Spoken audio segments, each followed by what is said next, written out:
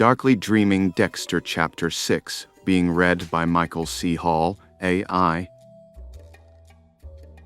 Friday night, date night in Miami, and believe it or not, date night for Dexter. Oddly enough, I had found somebody. What? Deeply dead Dexter dating debutante doxies, sex among the undead. Has my need to imitate life gone all the way to faking orgasms?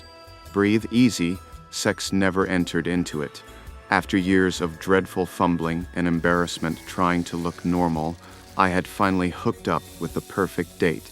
Rita was almost as badly damaged as I am. Married too young, she had fought to make it work for 10 years and 2 kids. Her charming life mate had a few small problems. First alcohol, then heroin, believe it or not, and finally crack. He beat her, the brute, broke furniture, screamed and threw things and made threats, then raped her. Infected her with some dreadful crack house diseases. All this on a regular basis, and Rita endured, worked, fought him through rehab twice. Then he went after the kids one night, and Rita finally put her foot down. Her face had healed by now, of course, and broken arms and ribs are routine for Miami physicians. Rita was quite presentable, just what the monster ordered. The divorce was final, the brute was locked up, and then, the mysteries of the human mind. Somehow, someway, dear Rita had decided to date again.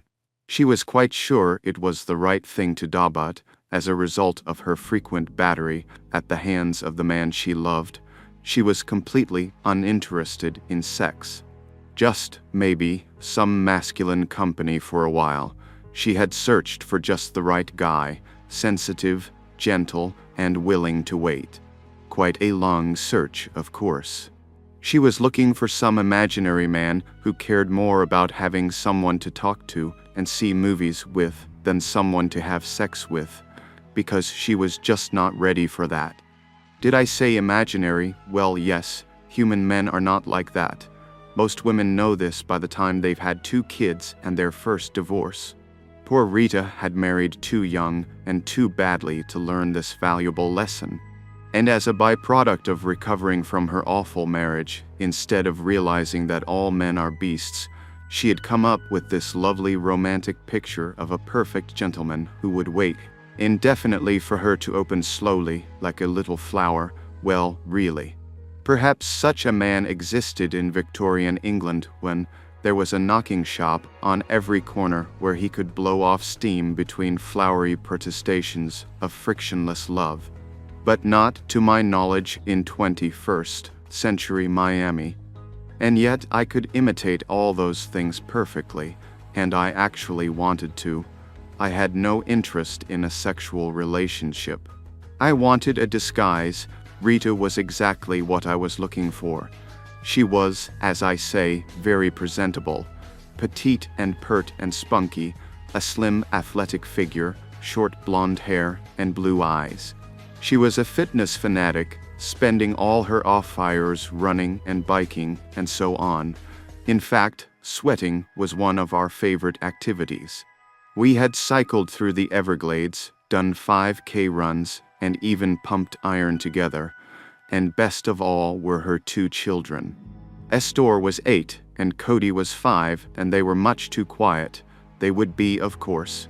Children whose parents frequently attempt to kill each other with the furniture tend to be slightly withdrawn. Any child brought up in a horror zone is, but they can be brought out of it, eventually. Look at me. I had endured nameless and unknown horrors as a child, and yet here I was, a useful citizen, a pillar of the community. Perhaps that was part of my strange liking for Estor and Cody, because I did like them, and that made no sense to me. I know what I am and I understand many things about myself, but one of the few character traits that genuinely mystifies me is my attitude toward children. I like them, they are important to me, they matter. I don't understand it, really. I genuinely wouldn't care if every human in the universe were suddenly to expire, with the possible exception of myself and maybe Deborah. Other people are less important to me than lawn furniture. I do not, as the shrinks put it so eloquently, have any sense of the reality of others. And I am not burdened with this realization. But kidskids are different.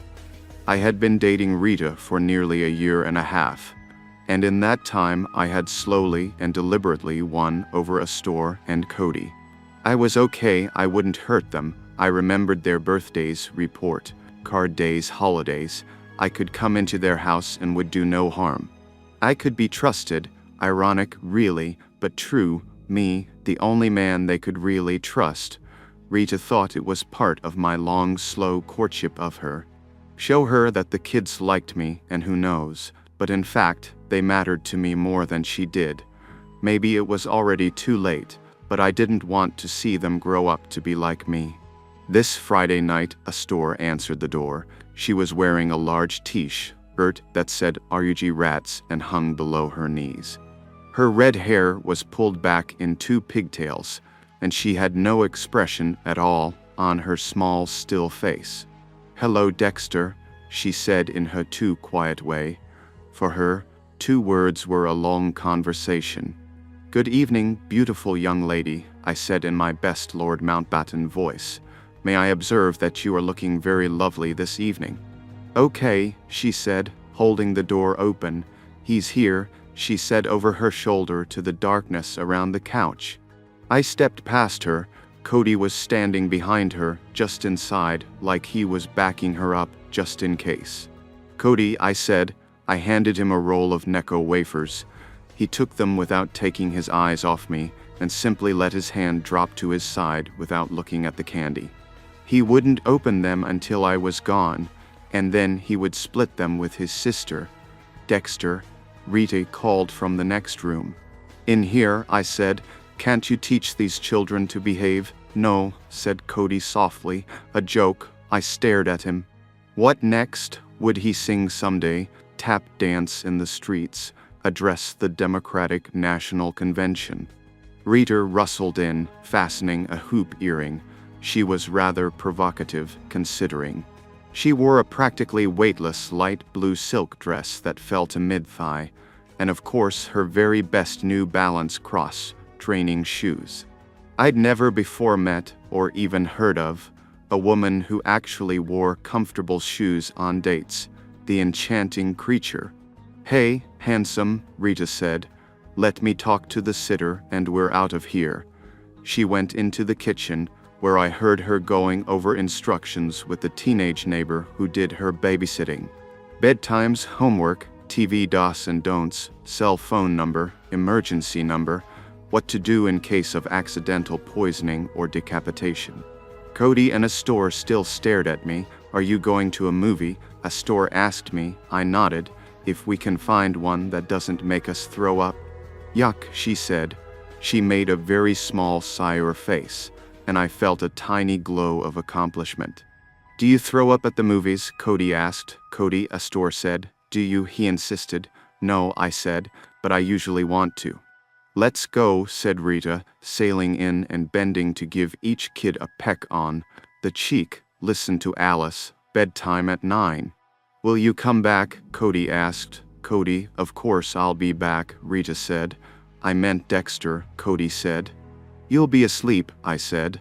"But I'll wave at you, okay?" "I won't be asleep," he said grimly. "Then I'll stop in and play cards with you," I said. "Really?" "Absolutely. High-stakes poker. Winner gets to keep the horses." "Dexter," Rita said, smiling anyway. "You'll be asleep, Cody. Now good night, kids. Be good." And she took my arm and led me out the door. "Honestly," she murmured, "you've got those 2 eating out of your hand." The movie was nothing special. I didn't really want to throw up, but I'd forgotten most of it by the time we stopped at a small place in South Beach for a late-night drink. Rita's idea. In spite of living in Miami for most of her life, she still thought South Beach was glamorous. Perhaps it was all the rollerblades, or maybe she thought that any place so full of people with bad manners had to be glamorous. In any case, we waited 20 minutes for a small table. and then sat and waited another 20 for service. I didn't mind. I enjoyed watching good-looking idiots looking at each other, a great spectator sport. We strolled along Ocean Boulevard afterward, making pointless conversation an art at which I excel. It was a lovely night.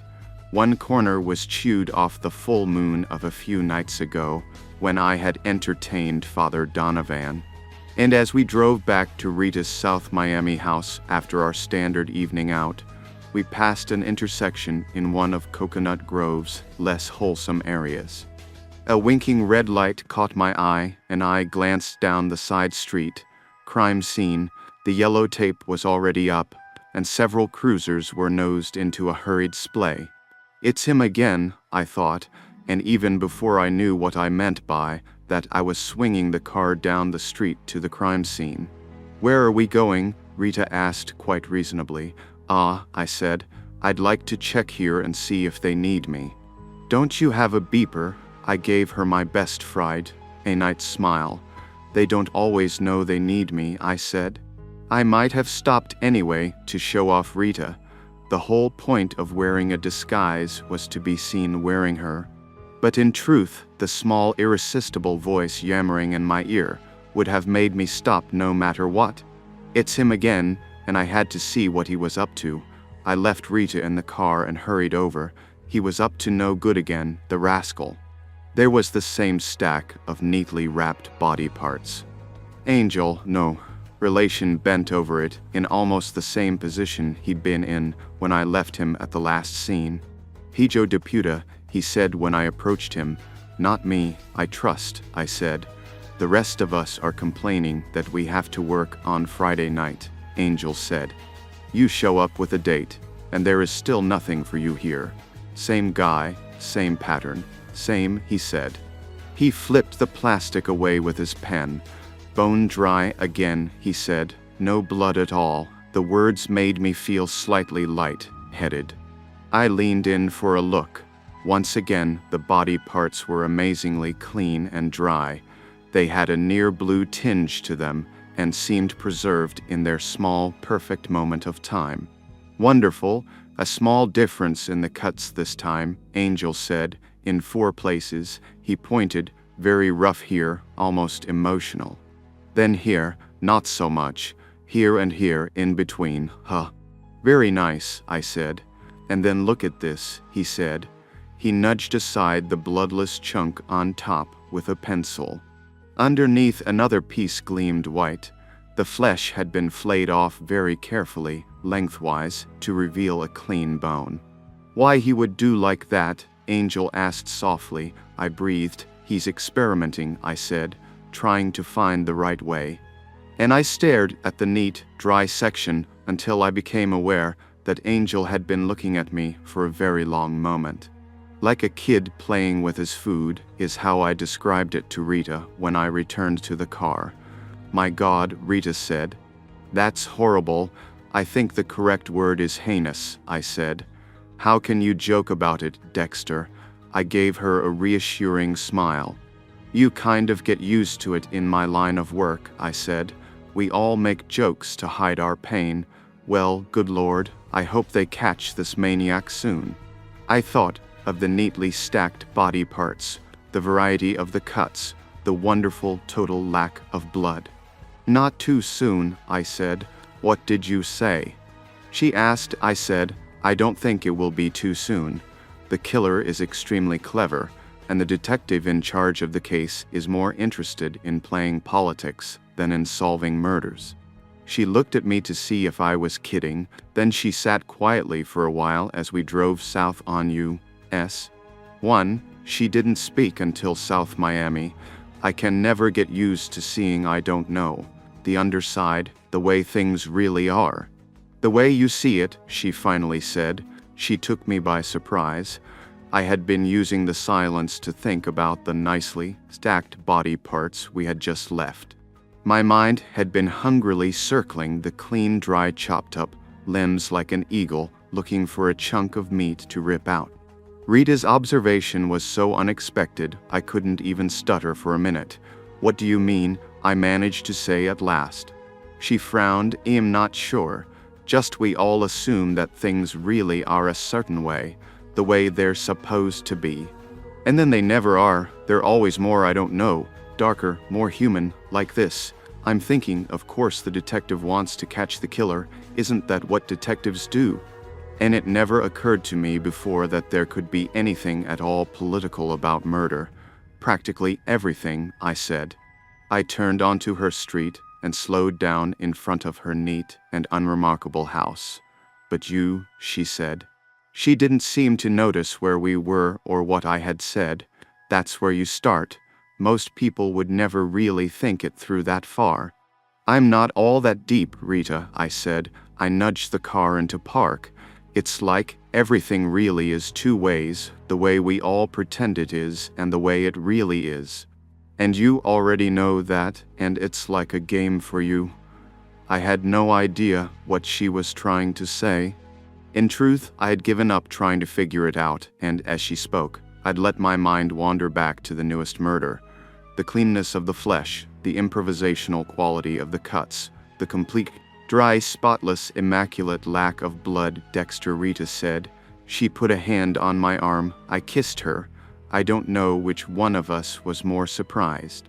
It really wasn't something I had thought about doing ahead of time, and it certainly wasn't her perfume.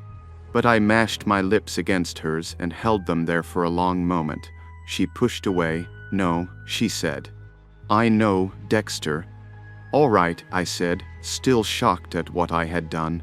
I don't think I want to. I'm not ready for damn it, Dexter, she said. She unclipped her seatbelt, opened the car door, and ran into her house. Oh, dear, I thought. What on earth have I done now? And I knew I should be wondering about that, and perhaps feeling disappointed that I had just destroyed my disguise after a year and a half of hard maintenance. But all I could think about was that neat stack of body parts.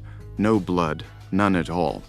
All right, I said, still shocked at what I had done. I don't think I want to. I'm not ready for damn it, Dexter, she said. She unclipped her seatbelt, opened the car door, and ran into her house. Oh, dear, I thought. What on earth have I done now? And I knew I should be wondering about that, and perhaps feeling disappointed that I had just destroyed my disguise after a year and a half of hard maintenance. But all I could think about was that neat stack of body parts. No blood, none at all.